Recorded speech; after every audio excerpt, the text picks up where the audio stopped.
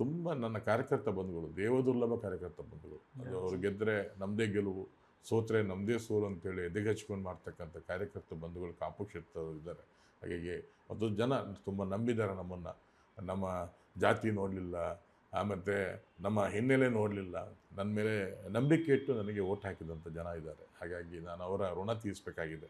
ಹಾಗಾಗಿ ನನ್ನ ತಲೆ ಮೇಲೆ ಅವ್ರ ಋಣ ಇದೆ, ನನ್ನ ಹೆಗಲ ಮೇಲೆ ಅವ್ರ ಋಣ ಇದೆ, ಕಾರ್ಯಕರ್ತರ ಋಣ ಇದೆ, ಸಮಾಜದ ಋಣ ಇದೆ, ಎಲ್ಲ ಸಾರ್ವಜನಿಕರ ಋಣ ಇದೆ.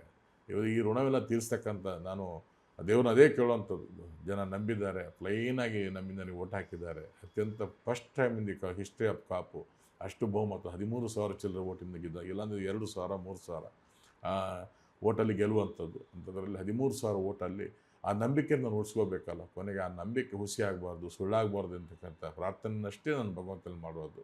ಮತ್ತು ಶಕ್ತಿ ಮೀರಿ ಕಾಯ ವಾಚ ಮನಸ್ಸ ಏನು ಈ ಸಮಾಜದ ಈ ಆ ಊರಿನ ಆ ನೀರಿನ ಋಣ ತೀರಿಸೋದಕ್ಕೆ ನಾನು ಬದ್ಧನಾಗಿದ್ದೀನಿ ಅಂತಕ್ಕಂಥ ಮಾತನ್ನು ಹೇಳಲಿಕ್ಕೆ ಇಷ್ಟಪಡ್ತೇನೆ.